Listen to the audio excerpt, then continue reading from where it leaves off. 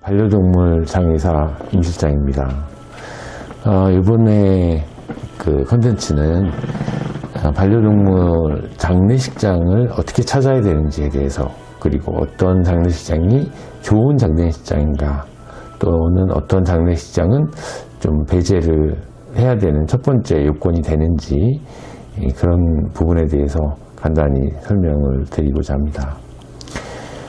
반려동물을 이제 장례를 하기 위해서 장례식장을 찾아가야 되겠죠. 물론 이제 픽업 서비스를 하시던가 뭐 이런 차량을 이용하시는 경우도 있겠지만, 어쨌든 보호자님이 장례식장은 가셔야 됩니다. 일단 같이 동반해서 참관이라고 하죠. 그 보호자님이 직접, 마지막 배웅의 길이기 때문에 직접 가시는 게 가장 좋고요. 물론 어쩔 수 없는 상황에서 보호자님들이 같이 배웅을 못 해주는 경우도 있을 수가 있습니다. 그런 안타까운 마음을 제가 잘못됐다라고 표현하는 건 아니고요. 어쩔 수 없는 경우에는 뭐 할 수 없지만, 그래도 여건이 되는 한도 내에서는 마지막 배웅이기 때문에 또 가족으로서 장례를 치러주는 데 있어서 참관을 해주시는 게 마지막 예의라고 생각하시면 될 것 같아요. 장례식장에서 시설이 좋은 곳이 좋은 장례식장인가, 아니면 서비스가 좋은 곳이 좋은 장례식장인가, 또 아니면 뭐 거리가 가까운 것이 좋은 것인가, 아니면 분위기가, 내가 좋아하는 분위기가 좋은 곳인가, 이런 여러 가지 측면에서의 어떤 그 나름대로 기준이 있을 수가 있겠죠.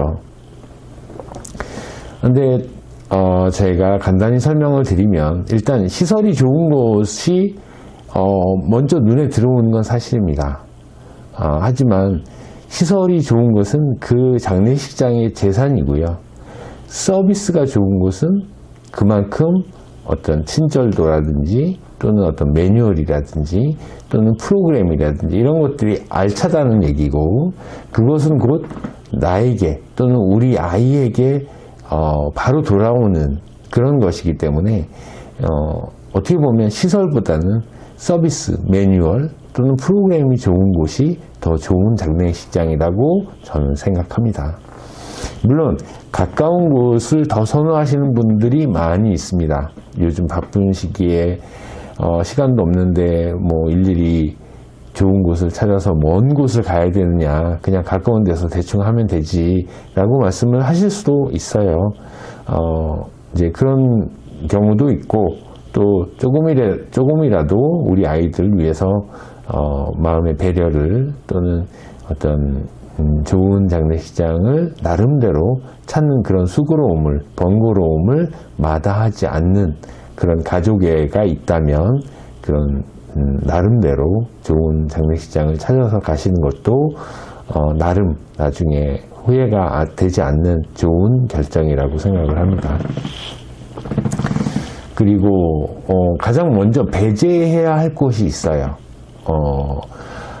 어떤 것을 막론하고 뭐 시설, 뭐 서비스, 또는 뭐 거리, 분위기 이런 걸 다 제쳐놓고 단체 화장을 하는 장례식장은 배제를 하시는 게 좋습니다. 왜냐하면 거기는 장례식장이라고 볼 수가 없어요.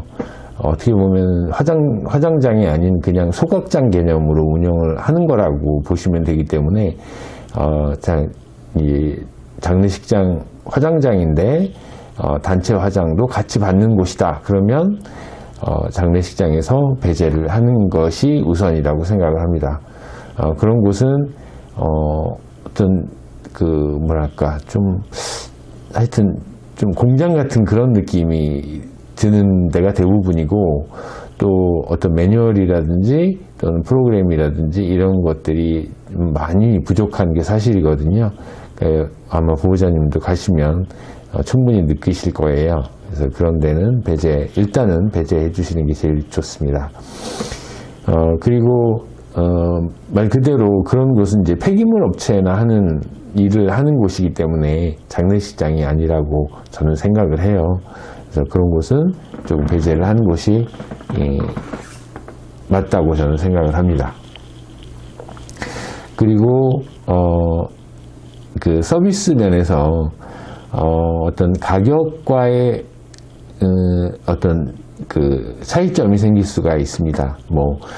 서비스가 좋아도 옵션을 강제한다든지 또는 어떤 끼어 팔기라든가 또는 자존심을 자극해서 이런 거는 꼭 할 필요가 없는 것 같은데도 해야 된다고 강조를 한다든지, 네, 그런 어떤 그 좋은 서비스를 빙자한 판매를 강제하는 그런 거는 보호자님들에게도 인상을 찌푸리게 하는 경우가 되기 때문에 이제 그런 강제하는 어떤 서비스, 그런 강요 판매를 하는 곳은 배제를 하고 또 그런 곳은 안 가시는 게 좋은데, 미리 알 수는 없겠죠. 하지만 여러 가지 또 그 어떤 커뮤니케이션의 자료를 보신다던가 또는 거기를 갔다 오신 분의 어떤 리뷰라든가 이런 걸 보시면 그 업체에 대한 대충의 분위기는 아실 수 있을 거예요.